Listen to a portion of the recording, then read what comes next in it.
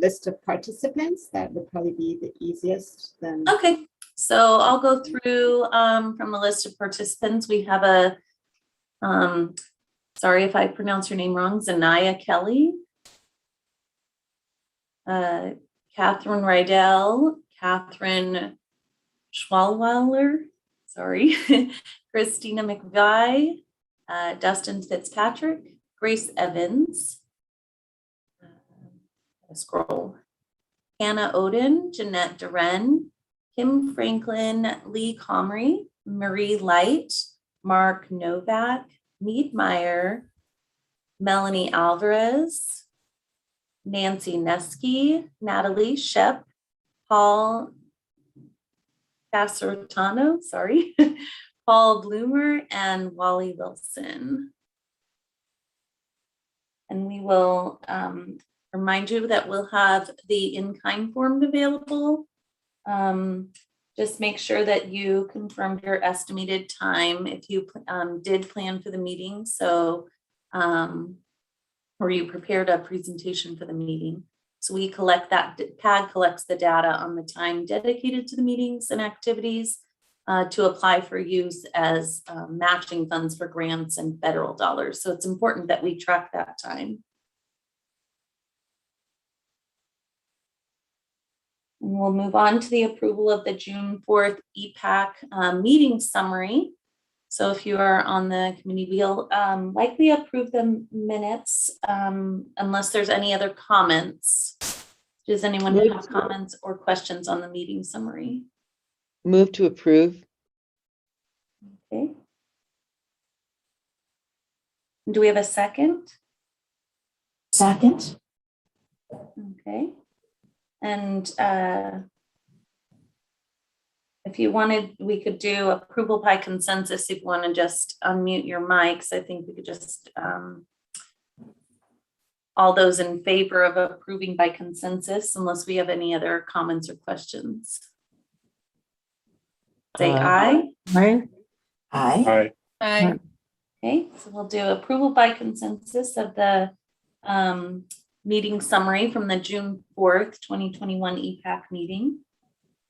We'll continue on to the EPAC subcommittee updates, and we have updates just from the subcommittees today. So we'll have Dustin Fitzpatrick, do you have your update? Yeah, hi Sarah, thanks.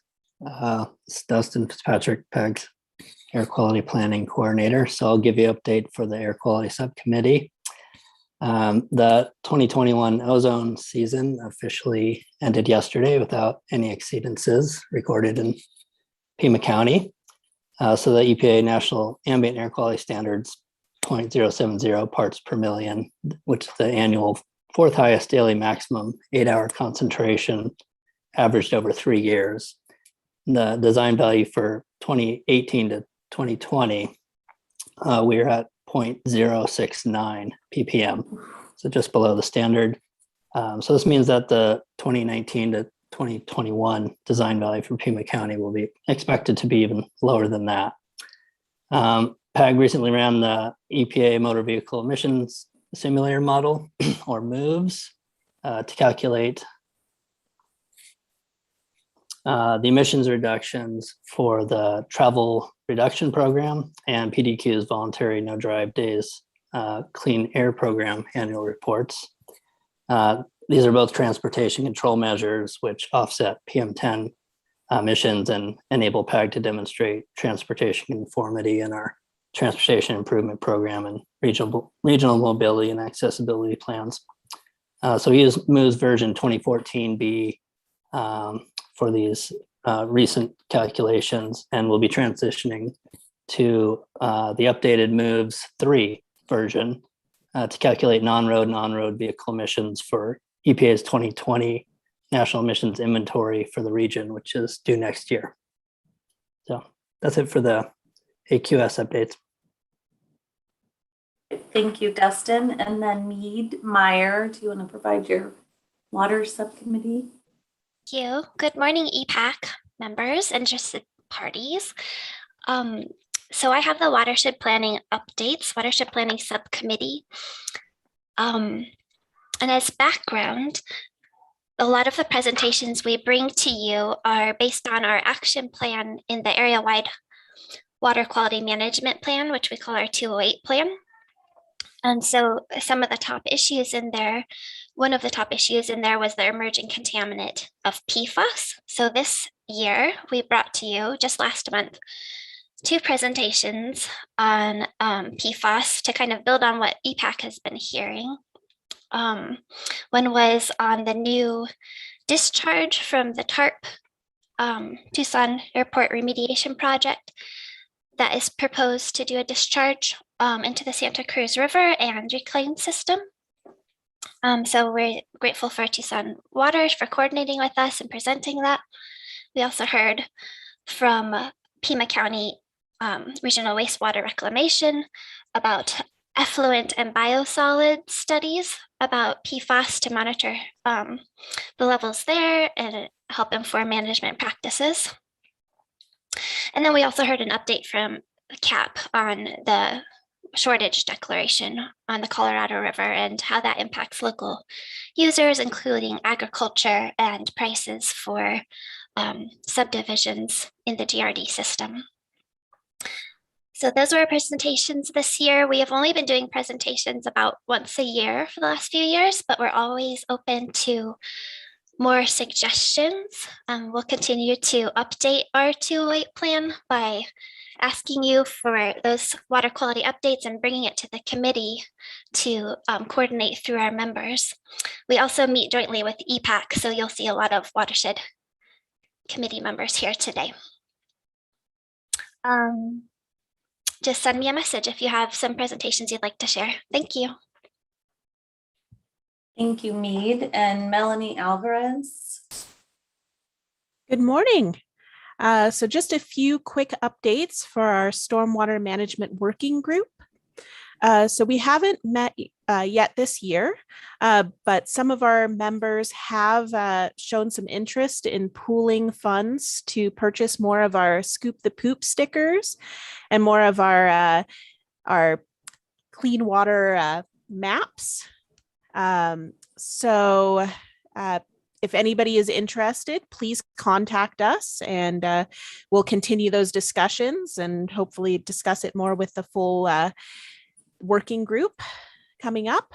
And then in addition to that, we recently sent out our stormwater program impressions for our various stormwater related activities and social media and website to the local municipal separate storm sewer systems, or MS4s.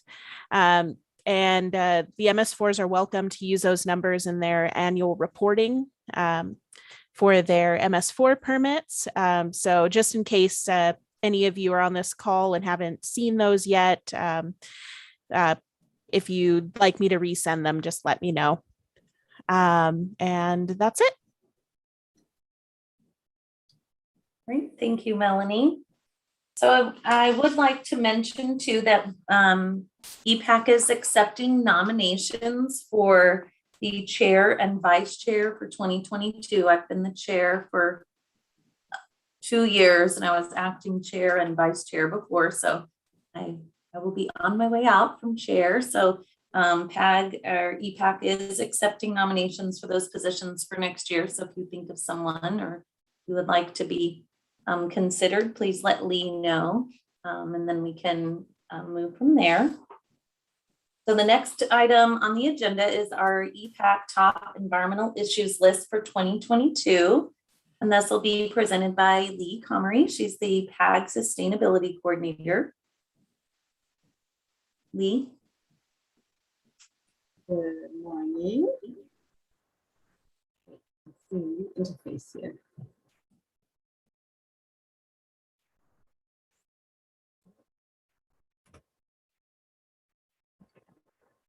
All right, can you see my slide? I'm seeing something different. Oops. This one. Lee, hold on real quick. Stop moving your mouse. Let me see if I can fix it.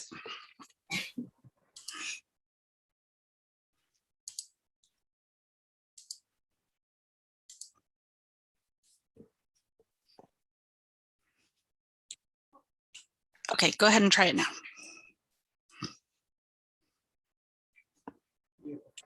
All right. So I'm going to be talking to you today about the development of the EPAC Top Environmental Issues List for 2022. So I'm going to briefly go over the basics of the issues list and share some of the key areas that we've covered in 2021, and also identify some of the gaps and review the process for updating this list to reflect priorities for next year.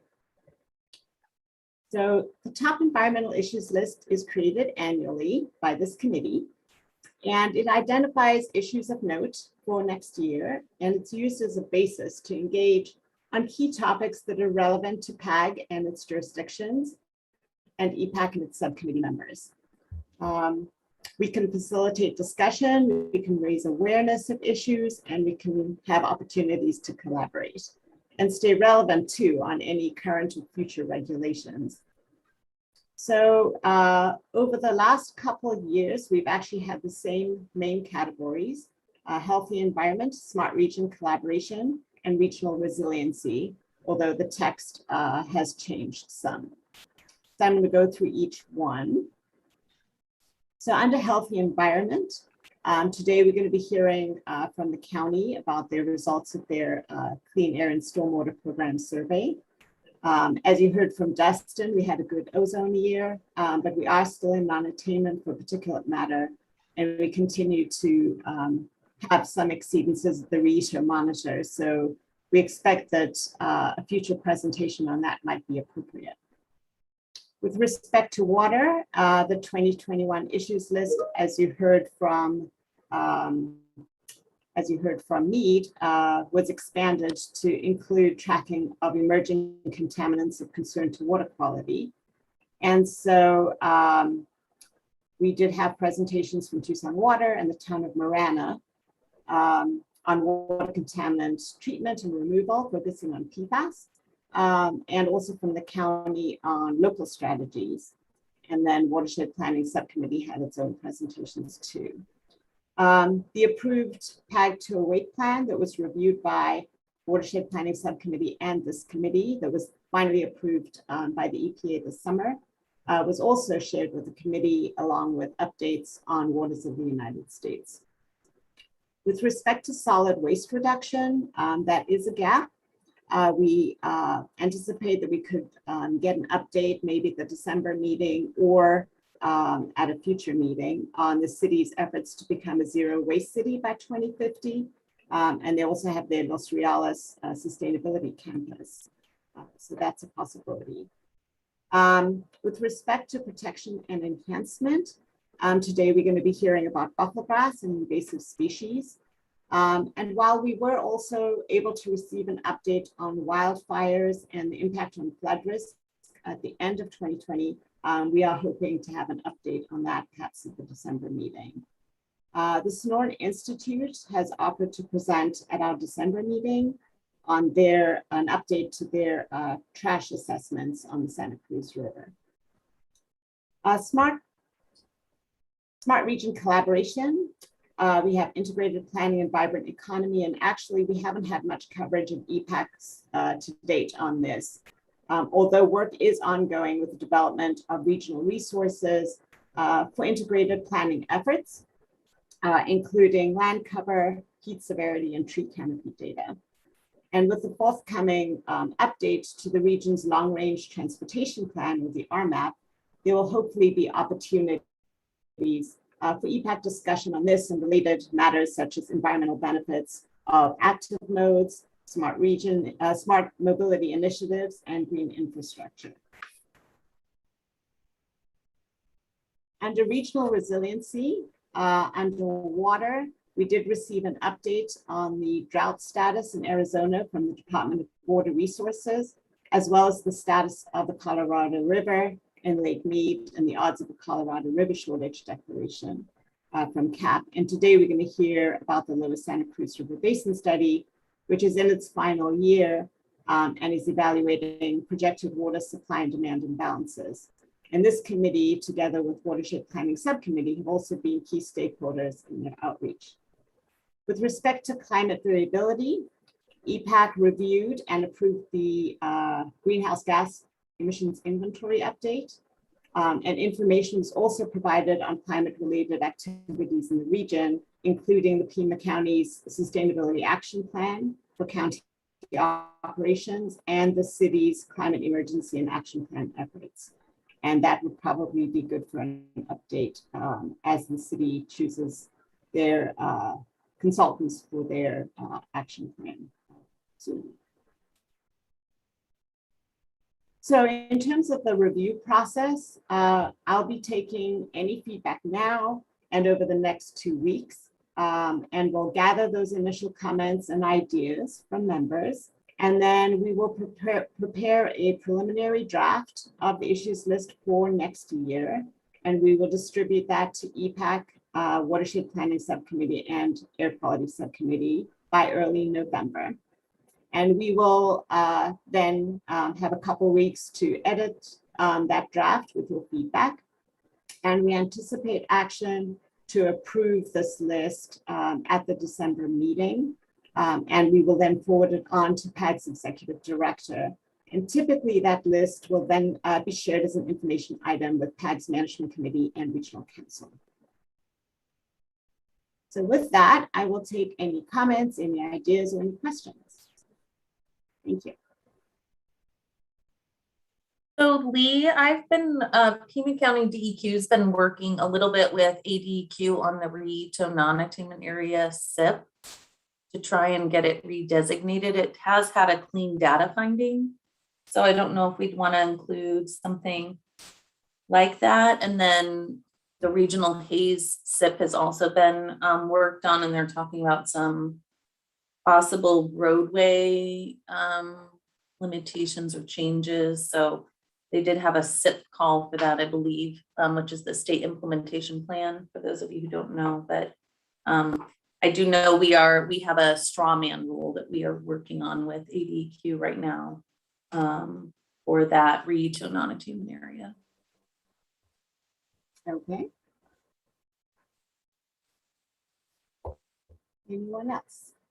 Let's go hand up. Christina McVie has a hand up. Chris, please. Thank you. Couple things. One, recently a court has put on hold the recent administration's rule on clean water, and it has put the entire WOTUS question back to Rapinoe, I would guess, but I'm not sure.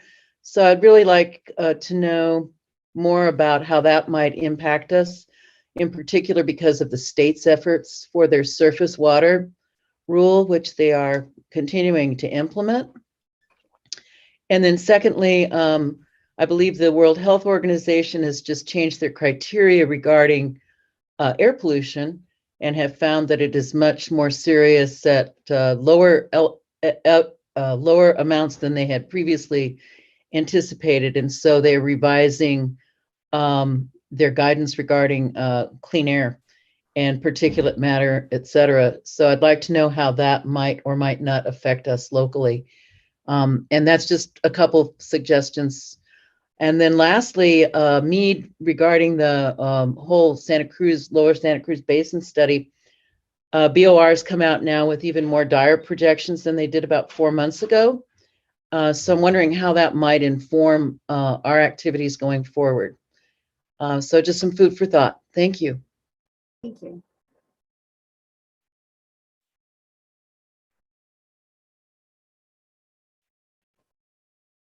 And this is Natalie from Pima County DEQ. And I just want to add in, as far as the climate variability piece, I'd like to see some more discussion on regional greenhouse gas emissions reductions.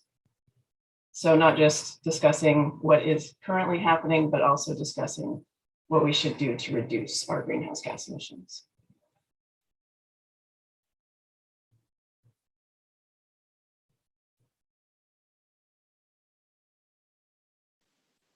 Any other comments or questions regarding the EPAC top environmental issues list for 2022?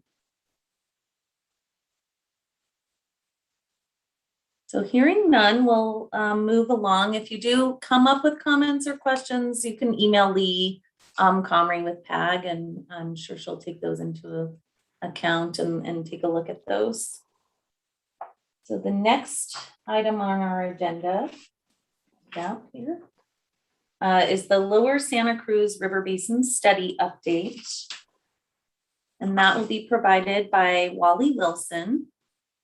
Wally is the Water Resource Manager at Metro Water District. He is closely involved with regional and state level water policy and water resources stewardship groups and committees. Wally has served on the project team since the beginning of the Lower Santa Cruz River Basin Study and currently serves as the co-chair for the study. So Wally, I will turn it over to you. Good morning, everyone. Let's see, do I click that? There we are. Good morning. Thanks everybody for being here to get a glimpse of where we've been for the past 5 years and where we're going in the very next couple months, wrapping this study up.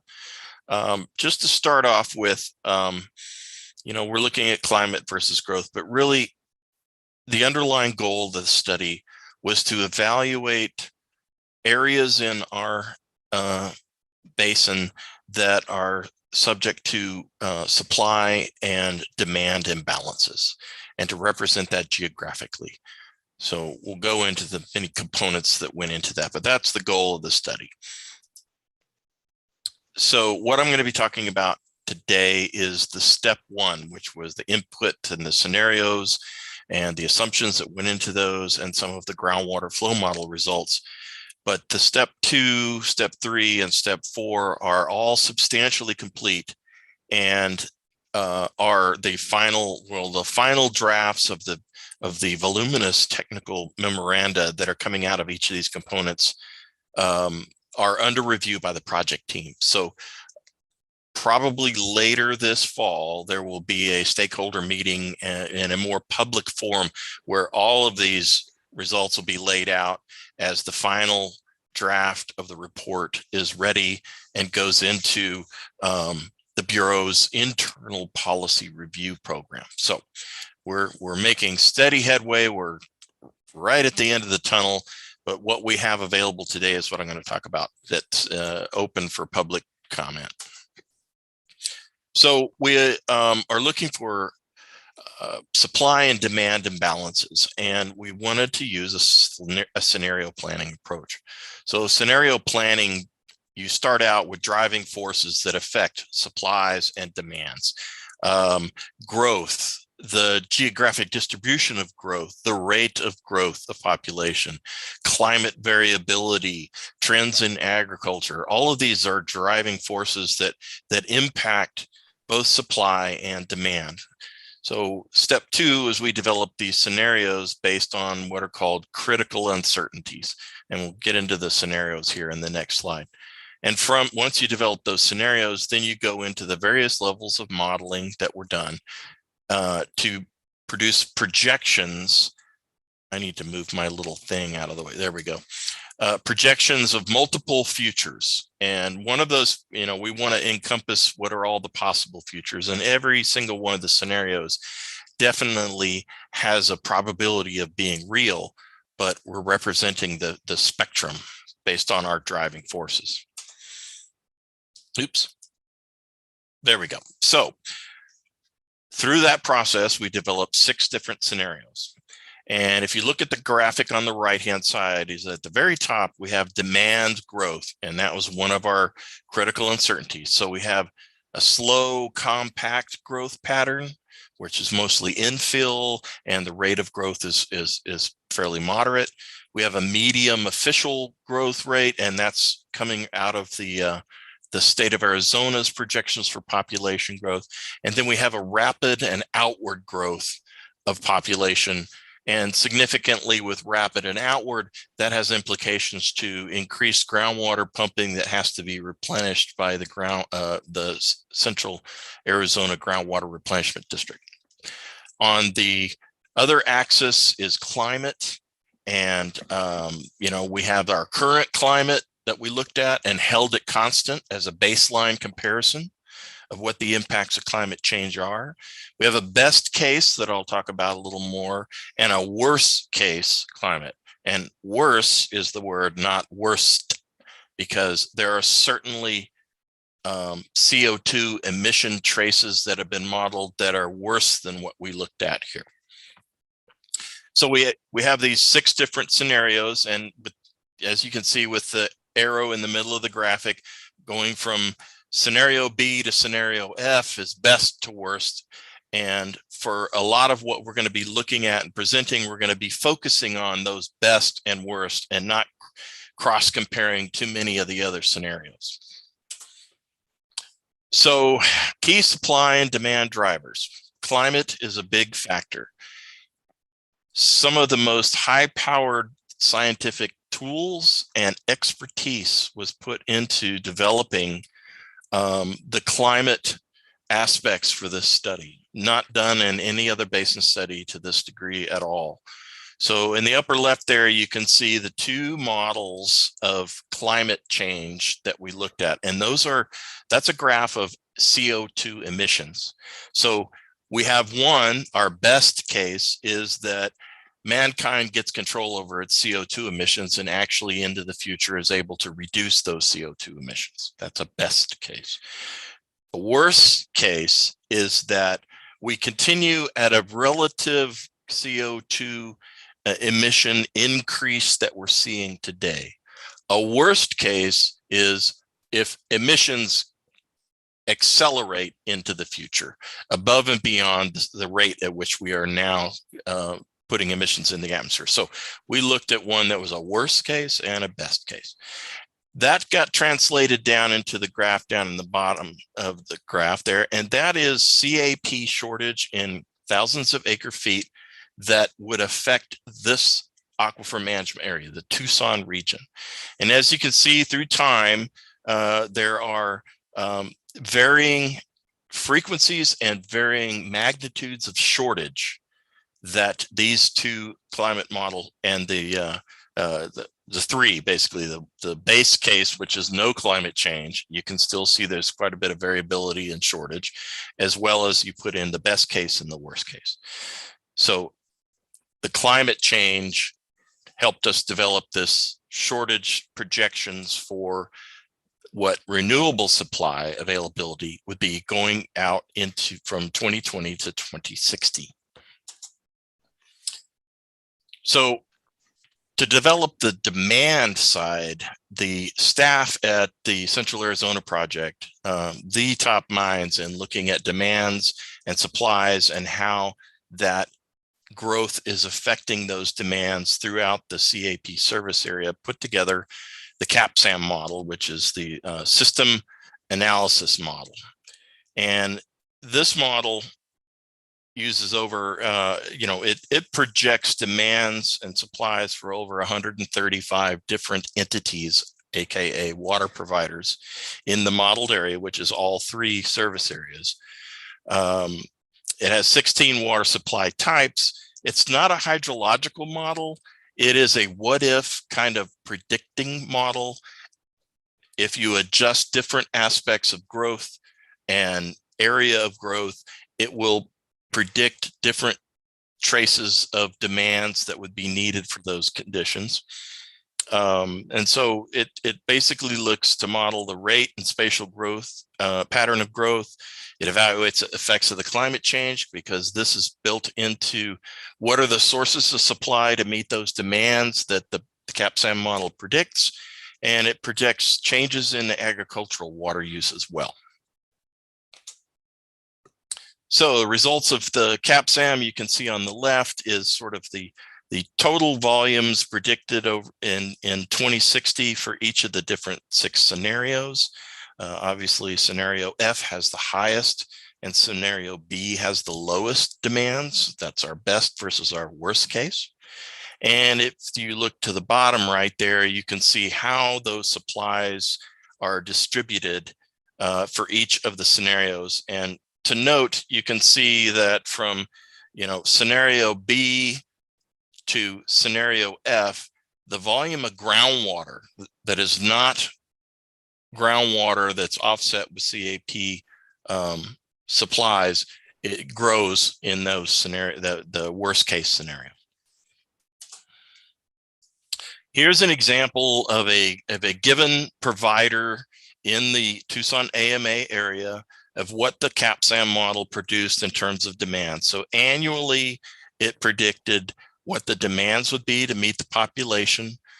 That population in the upper graph is for, a rapid outward growth with a worst case scenario climate.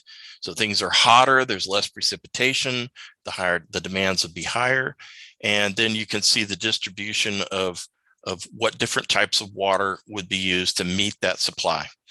One simplistic way to look at the green, the AWS, which is assured water supply demand, is above and beyond what the supplies are that entity has available right now to meet those demands. So that could be thought of as replenishment water necessary by the CAGRD. The lower graph, you can see slow, compact growth with the best climate, and you don't see a lot of change in that demand. So that's a very, very stable demand across the entire period of the study. So results from the groundwater pumping. So this just looking at groundwater being pumped, and this is total groundwater, because actually in this AMA, everything that is delivered to all customers is groundwater. It's being pumped from the ground. The aquifer, I like to use the term, think like an aquifer. The aquifer doesn't care if it's CAP long-term storage credits, if it's effluent long-term storage credits, if it's annual storage recovery. It's all being pumped out of the aquifer, and the aquifer only responds to where and how much that pumping is. So you can see, the least amount of pumping is for scenario B at the bottom of that graph, and at the highest level you can see that we're reaching up into the 320,000 acre feet of groundwater pumping in 2060 for scenario F. The graph on the right is very telling in that this has to do with the amount of groundwater pumping that would require replenishment, which means it's not immediately being offset with renewable supplies from the CAP canal, or with effluent, or with recycled water. So a significant amount of groundwater replenishment is going to be required to meet the demands that are projected for scenario F. And this is the results for underground storage. And if you remember back to the slide about shortages that were predicted by the climate and then realized in the CAPSAM model, you can see the volumes of artificial recharge, this is all artificial recharge, are heavily influenced by the availability of that surface water supply coming down the CAP canal. And the variability there is a result of the severity of those shortages and the severity of the different climate scenario. So all of this information is put together and is put into the groundwater model. So I want to talk a little bit here about the brown boxes: mountain front recharge, stream infiltration, and then on the far side of outputs is evaporation. These numbers all came out of the climate analysis. The climate analysis that was done by the expertise at the U of A dynamically downscaled the climate models to simulate not just the annual temperature and precipitation, but seasonal temperature and precipitations for this particular basin. That information was encoded into the stream flow package, which was another high-powered tool to distribute rainfall into different watershed basins and what would be the forecasted flows and therefore infiltration in those stream beds into the groundwater flow model. The groundwater flow model already had underflow from other basins built into it. Then there's artificial recharge, and here we go with that's influenced by the climate trace and the different scenario. And we have incidental recharge, which has to do with agricultural returns and some of the infrastructural returns associated with delivering water to customers. Outflows, pumping of groundwater for both municipal, industrial, and agricultural.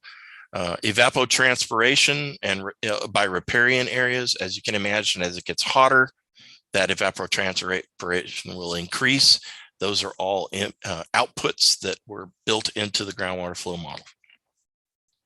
Wally, just to give you a heads up, you have about 1 more minute to leave, about 5 minutes for questions. Okay, so let's do some comparisons. We're going to look at the impact of just the climate on the model. So here is the best case and worst case of changes in groundwater storage. And the graph on the right is just the difference between those two traces. So from B to F, you can see there's a difference of about 2 million acre feet of additional groundwater storage that is depleted as a result of scenario F and the climate and the growth associated with it. Here is the groundwater flow model results looking at just a color flood of the change in head. On the far left is scenario F, our worst case. As when you compare that to scenario C there, you can see that, there's quite a bit more pink and reds in scenario F. So those represent higher degrees of water level declines as compared to C. But if you look at the far right, you can see that there is quite a bit of water level decline that is associated with the worst case scenario when compared to a best case scenario. Now we're going to look at demand and growth. So we're going to be looking at scenario D versus scenario F. Similar looking maps, but you can see that we have very similar responses, but the difference on the far right there is not as bad as the difference between the climate. So there's still blue, light blue areas where water levels are predicted to continue to increase when you compare just the demand growth aspect. So we look at those graphs and you can see that between scenario D and F, we're only looking at about 1 million acre feet of additional water, groundwater storage depletion as compared to the 2 million that was when you're looking at climate impacts. And so I think my final money shot here is if you stack these up and you compare the changes in groundwater storage volume, and as you can expect, groundwater storage is going to go down in all scenarios. You look at this and you stack them up, and on the right-hand side there, you can see what are the impacts of demand, the growth patterns versus the impact on storage associated with climate aspects. And the majority of the impacts to the regional aquifer are predicted to be more heavily influenced by climate change than by growth patterns in the AMA.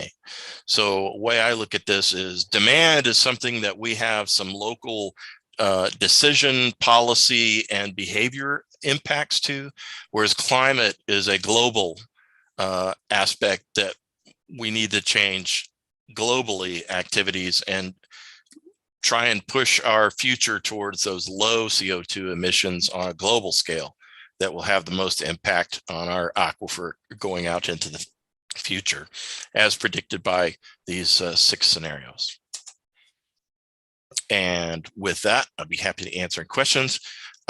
Definitely want to give a lot of kudos to Austin Carey at CAP, who developed and worked with us throughout the project on the CAPSAM model and agricultural return and agricultural pumpage. Eve Halper is the chair with the Bureau of Reclamation for the study. And there's my information. You can contact me or you can contact all 3 of us with any questions that you might have moving forward. With that, thank you, and I'm available for questions.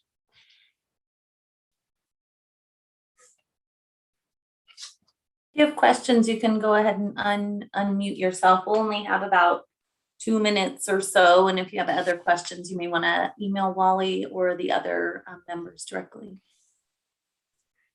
Wally, this is Marie Light. In the slide that you showed the depletion, it looked like the demand was about 1 million and the climate was about 2 million. Is that about right? So it's a total Yes. of about 3 million? It's not a total. It's if you just compare the two scenarios that have to do with demand, you have the best case versus the worst case. Only looking at differences in demand and holding climate steady, you see a difference of about 1 million acre feet. I don't think you can add them together because that it's a comparison that doesn't include all of the factors from scenario to scenario. So, you know, the worst case scenario that includes the rapid outward growth and the worst climate is going to result in about 2 million acre feet of additional groundwater pumpage than the other scenarios. Thank you for that clarification. Mead. Thanks, Ollie. It's really valuable to note that greater impact of climate than growth as a cumulative total. But did you notice any like localized areas where growth was a larger impact, like a red spot in areas where growth had a greater impact on a smaller part of the whole basin? Does that make sense? Yes, this presentation didn't go into what we identified as areas of concern. We identified from this part forward, we identified areas of concern and we developed adaptive strategies that could alleviate those problems. We evaluated them monetarily as well as, you know, statistically, we did a trade-off analysis. So there's a lot of work that has not been presented here, but areas of concern were the Saddlebrook Upper CDO area, the Tanque Verde area, the southeast region of the greater Tucson area, and in the Green Valley area. There we see persistent water level declines from scenario to scenario. And so we focus, the remainder of the study really focuses on what are things that can be done in those areas, whereas the goal of the study was to identify areas of imbalances between supply and demand. We have 4 areas of concern that popped out of this analysis and we worked with those from this point in the study forward that was presented here, if that makes sense. Thank you. I think EPAC would love to hear a future presentation on the strategies and even the cost benefit analysis, or we could invite them to the public meeting of the basin study. When the project team is ready to put this out into a public forum, we are going to welcome any and all organizations that would like to have presentations of this information. I want to emphasize again that this basin study is not unique in itself.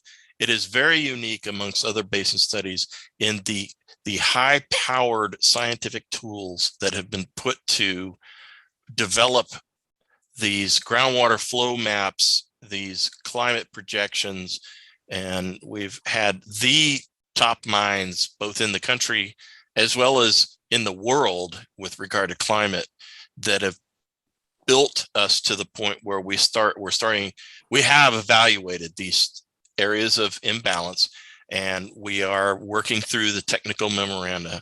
There will be about 100-page report for everybody to read.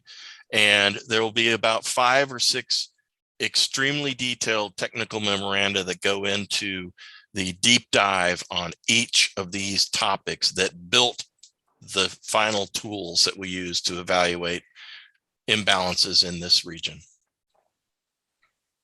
Thank you, Wally. So any other questions? We are running a bit behind now, so we'll have you send any other questions on to Wally or his team. Thank you again, Wally. We're going to move along to our next presentation, which is Bufflegrass, an invasive species update, provided by Kim Franklin. Kim is the conservation science manager at the Arizona Sonoran Desert Museum. She runs the Sonoran Desert Cooperative Weed Management Area, which brings together partners across jurisdictions to combat the most aggressive invasive plants across Pima County. Thank you, Kim, for joining us. For the invitation. And I'll give you probably a 5-minute warning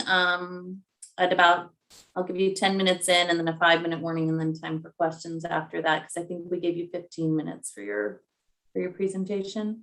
Okay. Can you see the screen? Yeah. Okay. So is this give subtitles a try on your screen? It's on mine. No? Or just the slide? I couldn't see the slide. Okay, perfect. Yeah, so I'm going to give a Bufflegrass report. In the agenda, it said focusing on the impacts of this incredible monsoon season that we've had. But the last time I gave a report was early in 2020. So since then, we've had one of the driest summers on record, the Bighorn Fire, and now one of the wettest summers on record. So we've had a chance to really look at Bufflegrass and other invasives in these extremes. And so I'm going to go back all the way to 2020. So just for those of you who aren't familiar with Bufflegrass, here it is. You can look out your window probably right now and see some. It's everywhere. And right now it's lush and beautiful and green with those purple seed heads. And when I talk about Bufflegrass, I also want to make sure to include fountain grass, which has become more problematic in our area and over the past decade. Here's fountain grass. This summer, I have some images of why these are closely related grasses. There are many, many invasives that you can see around town right now. This summer has caused an explosion of invasives, but the reason that the focus continues to be on these two invasives is that they have the power to convert our desert into a grassland. So here's an example of that in Saguaro National Park in the Rincon Mountain District. You can see all that yellow fuzz, that's all Bufflegrass. And then fountain grass tends to start in our washes. And you can see this is Pima Canyon. The wash is just wall to wall fountain grass. You're wading through a sea of it. That's my son there pulling some fountain grass out. And so this power to really transform ecosystems is why our focus stays with these two species. Then we had a Bufflegrass fire in August 2017. So this is before, not the Bighorn Fire, it's called the Mesa Fire. And so these grasses both fuel high intensity fires that are not typical of our desert ecosystem, and our desert plants are not adapted to these fires. So we are monitoring long-term mortality of saguaros and other native species at the Mesa Fire site. It was about 25 acres. It burned itself out when it got to the edge of the stand. And it was a very humid time. It was actually drizzling. And so the fact that it was even able to burn through those 25 acres of Bufflegrass at that time is impressive. So once these stands of Bufflegrass reach a certain density, then fire becomes a big threat. And so we've been working on mapping techniques, because one of the things we don't have is a comprehensive picture of Bufflegrass across the region. It's very hard to map. But we've tried a new method recently. And so here you can see some of the largest stands in the Front Range of the Catalinas. This is a piece of that map. You can see Soldier Canyon to the right by the Mount Lemmon Highway. It's wall to wall buffalo and fountain grass. And then that yellow area is the Mesa Fire. So there are a lot of these high density stands of Bufflegrass, especially in the Catalinas and to some extent in the Rincons as well. So after the winter 2018, 2019, and then 2019, 2020, both of which were very wet winters. We had an explosion of winter annuals, including invasive grasses, including red brome and others. And then we had the Bighorn Fire. So it started in June of 2020.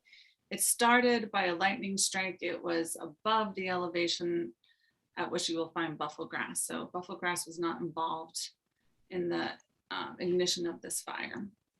There was a lot of media attention on Bufflegrass because I think we've been doing a fairly good job of getting the word out that Bufflegrass is a fire threat. And so the public was really concerned. And while Bufflegrass certainly did play a role in the fire, you can see here they're dropping water and fire retardants in areas where there is Bufflegrass. We certainly lost a significant number of saguaros, but really the fire after its ignition, it did try to dip down into the Front Range, into the desert, but because of weather and because of the brilliant work of our firefighters, it actually was prevented from doing that, and it moved. The red shows you the extent of the Bighorn Fire, and the aqua color there shows you the extent of the Bufflegrass invasion in the Front Range of the Catalinas. So it moved up in elevation, it moved north and east, and we call this a near miss. Here are some of this map shows the fire retardant drops. The green drops are the drops that were earlier in the fire. And so you can see how they were preventing the fire from dropping into the desert. This was taking place at the same time. It was an incredible fire season that the bush fire was taking place just northeast of Phoenix. It started just off the Beeline Highway. And it also burned through a significant quantity of desert habitat. It started in the desert. Again, probably those winter annuals, some invasive, some natives, were the primary fuels at the beginning, and then it moved into higher elevations. This turned out to be the 5th largest fire in Arizona history. And later that summer, we had the Superstition Fire, which also burned through desert. So this fire season really, I think, woke up the state to the fact that these invasive species are playing a role in bringing fire into our desert. And it's not just in Arizona, it's throughout the West that these invasive species are changing our fire regimes. So we have winter annual grasses that become extremely abundant, especially after 2 consecutive wet winters. The first one, you produce seed, the second one, all that seed germinates. And so that was what happened in 2020. And then we also have these other grasses, the summer perennials. The thing about the summer perennials, which are Bufflegrass and fountain grass in our region, is that they're on the landscape year round. So they become dormant, but they don't go away. So the fire threat remains year round. Just as an example, in a different part of the Southwest, there was the Sema Dome Fire in Mojave National Preserve, which burned through 43,000 acres of one of the densest stands of Joshua trees in the world. And that's really what we want to avoid here. The Bighorn was really a near miss, and we don't want to see 50,000 acres of Saguaro Palo Verde forest burned up. And so we've been working with colleagues to bring this attention into the public light, talking about how these grasses, these invasive grasses that are invading in the wild-urban interface in these low elevation ecosystems are changing the face of fire in the Southwest. Some of the good news is we've been looking at 20 years of data from Saguaro National Park. So Saguaro National Park really has been the leader in fighting Bufflegrass in our region. It threatens their namesake. So they have 20 years of data on treatment of Bufflegrass in the park. On the x-axis there, you see the cover of Bufflegrass in 400 square meter cells. So like a number of 200 here means about half that cell was covered in Bufflegrass. And then on the y-axis here, you can see the percent change in Bufflegrass cover over that time period.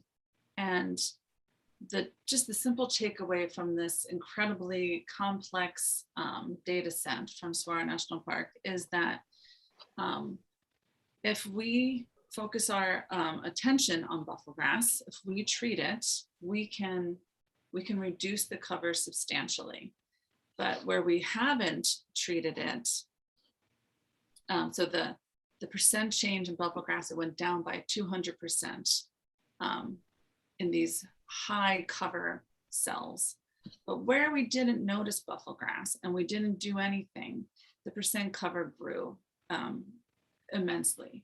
And so if we are focused on where the Bufflegrass is and we treat it, and it doesn't matter whether we treat it manually. Here are two volunteers out there digging up Bufflegrass, or if we treat it chemically, both work. We have to treat it. That's the bottom line. And the lack of resources is really what limits us from treating the Bufflegrass in our region. So we need to continue to use all the tools in the toolbox, which include manual removal, chemical treatment, and also Saguaro National Park has been experimenting with aerial treatment with herbicide in areas of very dense Bufflegrass where they believe that the collateral damage will be less than if they let the Bufflegrass go. We continue to work on developing a BioHerbicide. This would be something that would be very specific to Bufflegrass and its close relatives. At this point, a team in Italy has isolated a fungus that produces a phytotoxin from Bufflegrass. And so this phytotoxin we have synthesized, it's not the toxin itself because it's difficult to get enough of that toxin from the fungus. And so we have a synthetic version of that toxin. And we're testing it currently right now on Bufflegrass, fountain grass, and a bunch of natives. Tanglehead is one of our native grasses. So you put a little slit into the plant, the leaves, you can see those slits there. In the Bufflegrass, thanks Sarah. In the Bufflegrass, the fountain grass there, you can see that those lesions, that the toxin does seem to have an impact on fountain grass where it doesn't seem to have an impact on tanglehead. So it's promising results, but definitely a long way off. Another of the huge challenges is mapping Bufflegrass.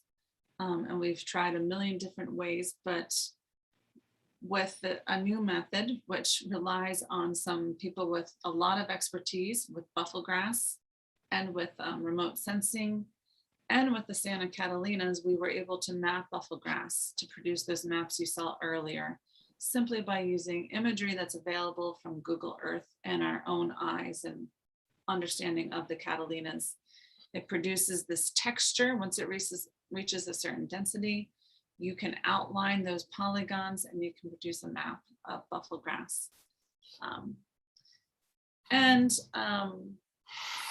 Another thing that we've been working on and something that's produced pretty encouraging results recently is with Liz Baldwin and colleagues at the University of Arizona in the School of Government and Public Policy. We've been looking into what are the collective governance arrangements. How can we tackle this problem? Why haven't we been successful? As part of that, this is in its early stages, it's a 5-year project, but we have conducted a survey of about 1,000 residents in the city of Tucson across all socioeconomic groups. And the good results were that most people, about 60%, were aware of Bufflegrass. Of all the different concerns that people had about Bufflegrass, the majority were most concerned about fire. And we asked respondents if they would be willing to vote yes on a hypothetical tax that would add a couple dollars to their utility bills to combat Bufflegrass. And more than half across the political spectrum said that yes, they would be willing to do that. So that was pretty encouraging. In regards to this monsoon season, which is not over yet, we have been busier than we ever have last summer was so dry that Bufflegrass probably experienced significant mortality in parts of its range. What this summer has showed us is that any gains we get from a dry year are lost in a year like this. So Bufflegrass has exploded both in the urban and in the wildlands. So it continues to be, what we would call a wicked problem. There's no easy solutions. And it's a big problem. And so I think we have a lot of decisions to make. And those are things that we're continually thinking about, colleagues and I.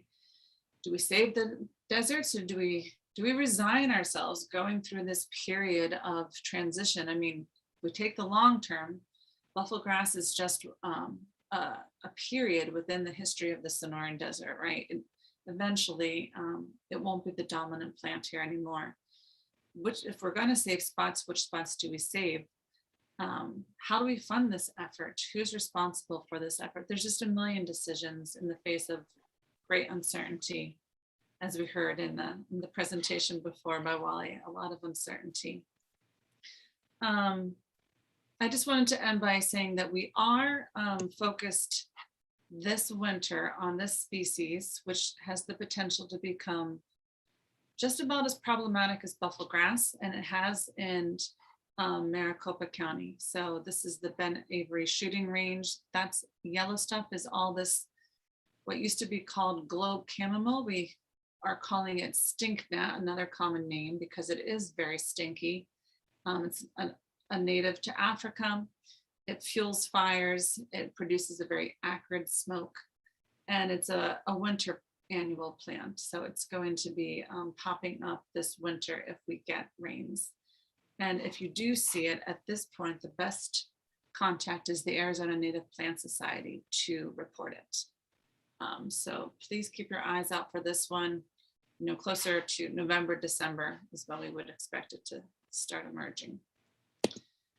And with that, I put my contact information if you have any questions. And if anyone has an interest in invasive species issues, I just wanted to remind you that the Desert Museum does run the Sonoran Desert Cooperative Weed Management Area. We meet quarterly and we bring together land managers from all the different public government agencies, from local to federal, nonprofits, the utilities, the contractors. Everyone gets together. We'll share what we're working on. Usually we have some informative presentations on current issues. And one of our big projects right now is trying to develop a mapping system and have that adopted widely so that we could get a good understanding of the distribution of Bufflegrass and other invasives across the entire region. And with that, I think I'm at the end of my 15 minutes and happy to take questions.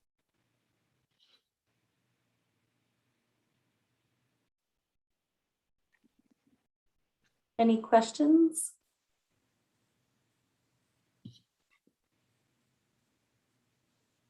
I have a question. I have two questions, actually. Sure.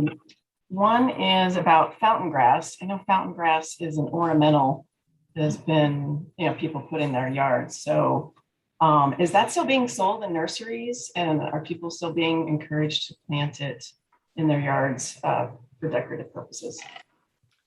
It is being sold in nurseries, but it should be a sterile variety of fountain grass, which has a reddish tone. And so the nurseries, I don't think there's much oversight. So it's very possible you could find fountain grass there, but recently we haven't seen any. It's all been the sterile variety of fountain grass. So people may be buying it and still using that as an ornamental.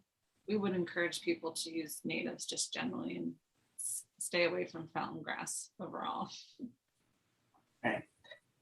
Another quick question. I serve on a working group for invasive species for Pima County, and we're doing, I'm sure that you're working closely with colleagues of mine. I'm kind of, at a point where we're going to be working on doing some outreach and education, but we're a little bit, we're not clear exactly right now what that what that should be. What should that entail? So what is your opinion about if we were to do at a county level more outreach on invasives, what would be the biggest priority to get people to understand or to participate in to try to eradicate it? Yeah, I think public awareness is so important. And so just increasing awareness of Bufflegrass and fountain grasses is number one.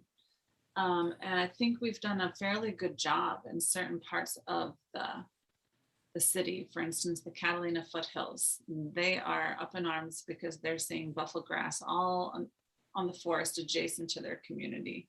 And why isn't the Forest Service taking care of it?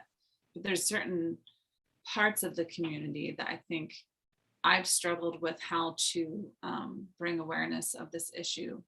So more materials in Spanish and more focus on South Tucson, like this image right here is from a neighborhood in South Tucson. And there's definitely urban Bufflegrass fires and businesses have been lost. And then we don't have fire departments classifying fuels as anything beyond brush. And so we don't know for sure, but maybe we could talk about different parts of our community, groups within our community that haven't received nearly as much outreach as others.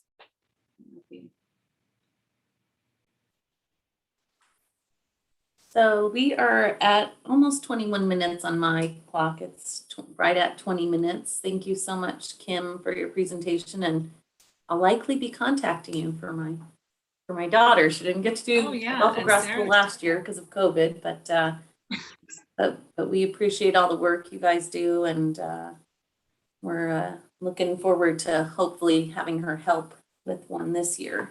So that would be fantastic. Yeah, she's thought about starting a club at her school, which is what I was going to kind of ask, but with Natalie's question, if they're developing some new outreach, that would be. Yeah, well, and one more thing on that is I think we really would love to see the volunteer effort increase because volunteers have been very effective in Tucson Mountain Park. And I know that that's one of Brian Powell's priorities too, is to increase that. And your daughter has done a fantastic job of that. So thank you, Sarah. So we'll move along to number 8. Thank you again, Kim.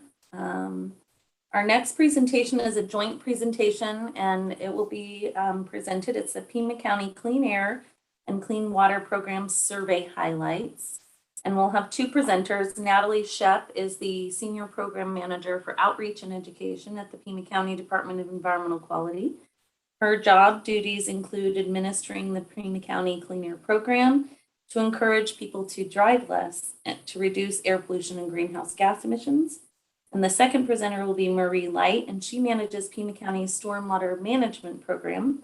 In addition to reviewing water quality data and illicit discharge data, she surveys the public to understand the public's perceptions about stormwater and their willingness to take actions to help keep stormwater clean. So Natalie and Marie will be presenting, and I think we offered about 10 minutes for each of you. So if you want, I can give like a 2 or 3 minute warning like this for Natalie first, and then Marie. Does that work, Natalie and Marie? It does work. I don't even know if we'll need that much time. So I'll probably, give you some warning so I don't have to interrupt you too much.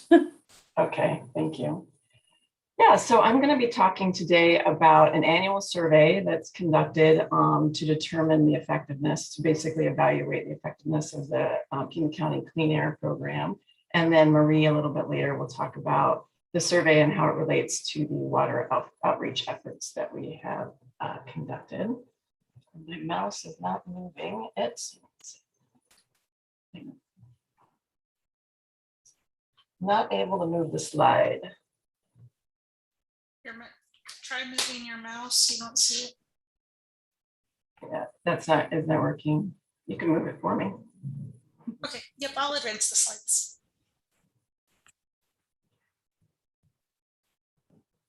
Okay, great. So this survey, which has been conducted for about 30 years now, because that's a little bit less than the time that the Clean Air Program has existed, is conducted by a contractor, FMR Associates. And each year they survey 500 respondents. Half of them respond by phone and the other half respond through an internet survey. There are quotas that are set for each zone.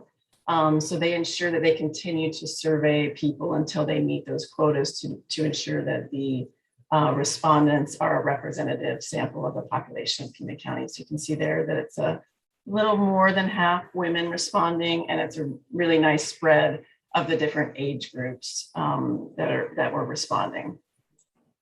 Next slide, please. The survey area, that's the same. We're trying to get a distribution of all the different areas. So you can see that we had the most survey response from the south, the least from the east. And then we also make sure that we're hitting different audiences as far as how long they've lived in the region.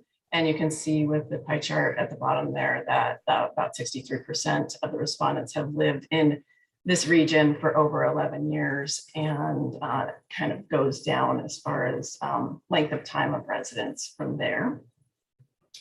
And next slide. So the goals of the survey are to evaluate the awareness of our population and the effectiveness of the specifically the previous year's clean air program.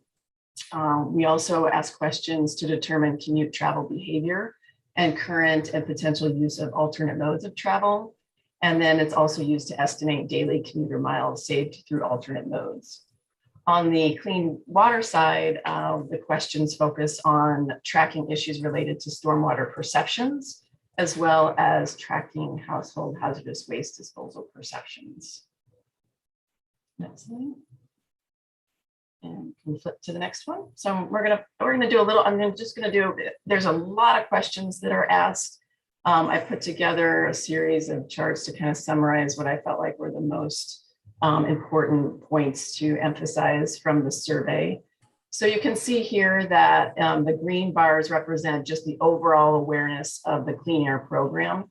And that's been pretty consistent over the last 4 years. But you can see there's been a little bit of a dip in recent years, and in 2020 and 21, pretty consistently just over 40% awareness of our programs. Then we also ask about various events. This has definitely shifted over the last couple of years because of COVID, and I will also be showing you some differences with respect to pre-COVID and post-COVID and during COVID in future slides. But you can see that there was definitely a lot more awareness of the Earth Day Festival up to 2020, 2021, it didn't happen. And so that would be expected that would have dipped. And then we look at Walk and Bike to School Day. That's gone up in 2019, and then it dipped down a little bit in 2020 and 2021. Also, efforts were not as consistent those years because of COVID. Same with Bike Fest. You can see that it was higher in 2018, lower in more recent years. And then Cyclovia, again, also did not happen last year. So that would be a reason that you would see that has dropped off and people aren't aware of it. So certainly all the new people who have come in and never even heard about some of these events, they wouldn't know anything about it because they weren't held. Some of them were not held in 2020 and 2021. Many of them, most of them were not held in 2021. Next slide. This is a graphic of the event participation. So how many people actually attended these events? 2020, it's going to be a mix because that was the year that COVID hit. And so we did have some events, other events were canceled since some of those events, like the Earth Day Festival, were in the post-COVID shutdown timeframe in 2020. But you can see that it's roughly in the 18 to 20% event participation range for the respondents. Next slide, please. So this is a graphic that shows the actions taken to reduce air pollution. So we want to understand what their awareness is, and then we want to relate it to what they actually do. based on their awareness. So you can see here, the green line is, did they intentionally drive less to reduce air pollution? That went up in 2020 and then leveled off in 2021. Other efforts that we take to try to educate the public on air pollution reduction efforts are asking them about their awareness with respect to keeping their tires inflated, buying more fuel efficient vehicles, keeping their cars tuned, and carpooling. And you can see here that the inflating tires, bought more fuel efficient vehicles, keeping cars tuned, and carpooling all went down. And that definitely, I think we can assume that that's a function of COVID. Things like carpooling, people didn't want to sit in a vehicle with another person as they were trying to socially distance. We know that, appointments and things like that, keeping your car tuned, again, it would require them to go into a place to do that. And people are trying to stay away from people. So that would make sense as well. Buying a more fuel efficient car. That again, people were just probably buying less cars. It's a little hard to tell. The keeping tires inflated. Not sure why that went down so much. That's definitely something that could happen during COVID, but probably aligns with the keeping cars tuned and doing that kind of simultaneously. So it's been kind of interesting to see the differences there in these last couple of years. Next slide. So in 2020, last year, when FMR did this survey, it was done post shutdown timeframe. And so they asked the questions to the respondents in two different ways. They asked them what they're to give an answer of how it would have been, their answer would have been pre-COVID and then since COVID hit. And so we can kind of differentiate between those two. And that was nice that they did that so that we can see some of these trends. 2021, just so you all know, it was conducted in May and June of this year. And so we were still in our, the COVID timeframe, but we were kind of, getting better at that time. And then it got worse after that. So just so you have some perspective on when this was conducted, it was kind of in the time frame that things were starting to look a little bit better. So you can see if you look at the green bar there that pre-COVID we were about, for drive alone, a little over 70%, and then during COVID in 2020 that dipped almost down to 60%, which is not a surprise at all. And then with 2021 it's starting to creep back up again. We look at telecommuting. That's something that had changed dramatically. So it's nice that we can have this data to show us the differences there. And you can see it was under 20%, it was about 18% pre-COVID, and it went all the way up during the height of COVID to over 40% of people telecommuting. And now also that is dipping back down, but it is much, much higher than it was pre-COVID. So that's one of the things that's about 25% people telecommuting still in May and June of this year. So that's one of the things that we're doing in our program to ensure that we can kind of capitalize on that shift and really encourage people as best as they can, if they're allowed, to continue telecommuting to help improve our air pollution, because it saved a significant amount of miles traveled, continues to, as well as air pollution emissions. So that's something that is going to be quite a bit more of an emphasis in our programming moving forward, to try to ensure we can continue to encourage people to telecommute at least one day a week if they can. And then you can see with the biking, that's been pretty consistent, relatively unchanged. The bus situation has definitely changed, and this is as we would expect. We were at about 15% pre-COVID. Post-COVID, we're less than 10%, a lot less people wanting to ride the bus because you have to be near people. Unfortunately, we're seeing that creep back up, and it is about 10% now. And that is probably due to some extent with the fact that our SunTran services are free still at this point. If you didn't know that, that is the case. And they have committed to keeping them free until the end of the year. So it'll be interesting to see if they start adding in the fairs again after the end of the year, how that will change next year. Next slide, please. And you're close to the end of your time, Natalie. Oh, thanks. Okay. So this is my last slide. The Clean Air Program takeaways. This is basically kind of looking at all the different data, what FMR recommended to us. Those who are familiar with the program are more likely to take actions to reduce air pollution. So that just shows that it's important to continue to offer these programs and continue to do education, because the education does result in people attempting to reduce their own emissions of air pollution. We can see that COVID did have a relatively big impact on commuting patterns. And then the recommendations focused on targeting young people with our programming, and we're definitely going to be stepping that up this year, as well as the Latinx community and residents who are new to Pima County. So all of those things will be our emphasis, our emphasis in the Clean Air Program this year. And I think it's going to be Marie can take it away. Thank you so much, Natalie. So we'll talk about the Clean Water Program, which is focused on keeping the stormwater clean. Next, please. And part of what we're trying to do is to understand what people's perceptions of stormwater are, where it goes, and what kinds of things might be influencing it. So most people think that it goes into a river or a wash, and the next most common is groundwater, and both of those are right on target. And then there's some people who think that about 30% each year who think that it goes to some place where it can be treated, which is not true. The not sure or don't know, those numbers are very similar to the number of people who are new to Tucson who've been here less than 5 years. Next, please.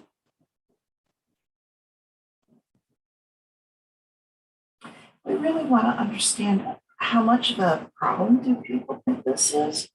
And one of the things that was very interesting was that between over 2020 and 21, that the level of importance dropped significantly from people thinking it was a serious problem, 44 down to 27%. And most people consider it to be a moderate problem. And people thinking it's not a problem haven't changed so much. So, and I look at this in the context too of what was happening with COVID. Maybe people were thinking of the world in a different context. We're not sure what would be causing that change, but there was a difference. Next.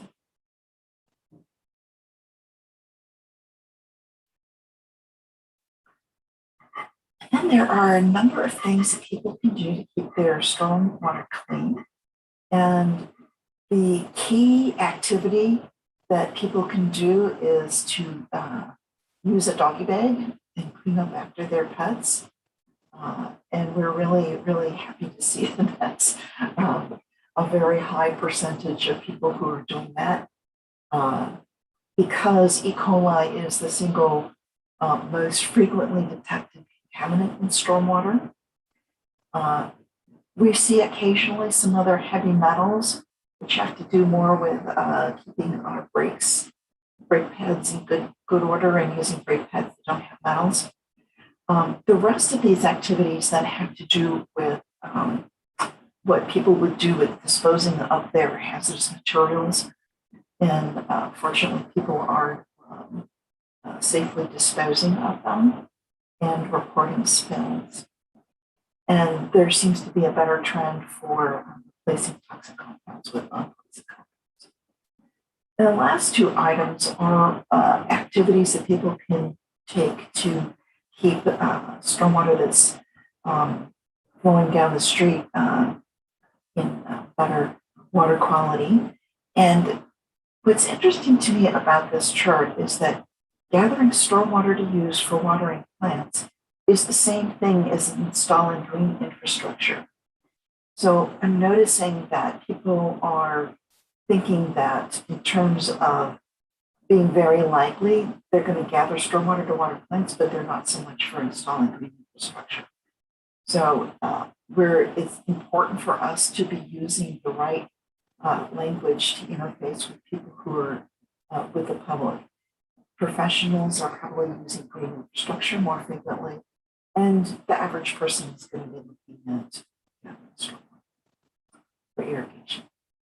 Next.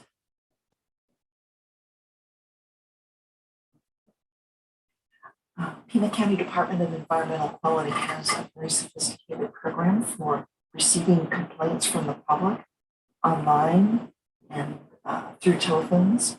And we do receive a number of calls each year, 1,500 each year, más o menos. And most people are calling in to the police department and who forwards those calls to us.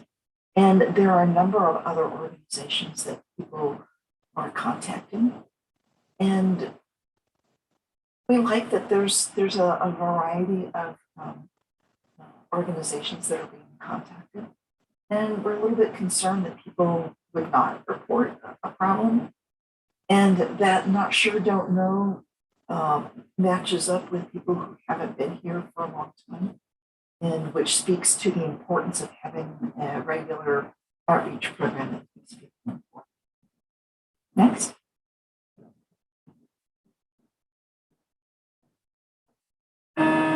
So these are our key takeaways. It's really important for us to, sorry about that, my phone. We want to make sure that we have continuous outreach for new residents in Tucson. And we really like that the pet waste disposal is accomplished by the majority of people. We still want to work on those others who are not so keen on that. And that our languaging is important when we conduct surveys as well as when we do outreach.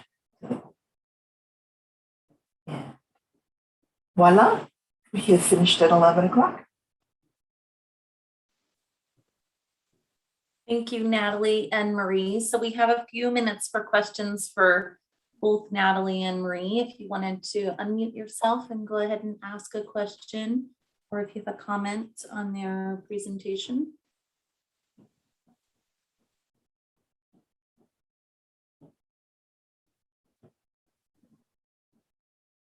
What are your main needs? You can go on ahead. Okay, I heard one other voice chiming in too, but I'll just say real quick that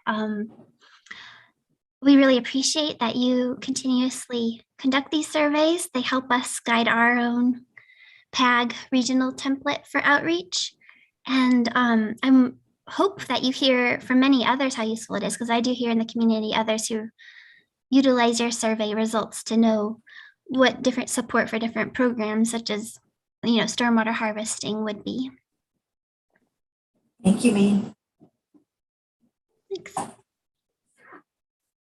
Kim was raising her hand. This is Kim. I was wondering what do you think your most effective means of outreach are?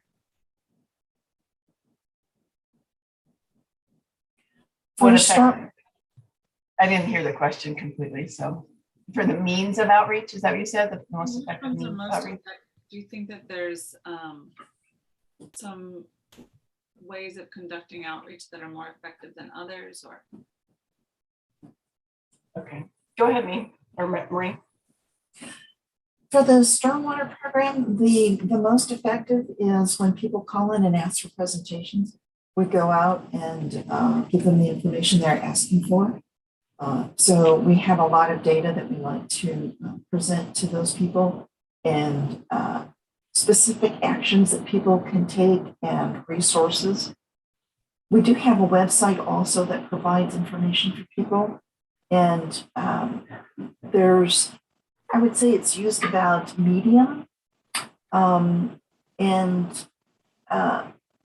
We also rely heavily on a lot of the outreach activities that Natalie's group does. And so maybe Natalie could talk more about the literature that's distributed for those and how people receive that information.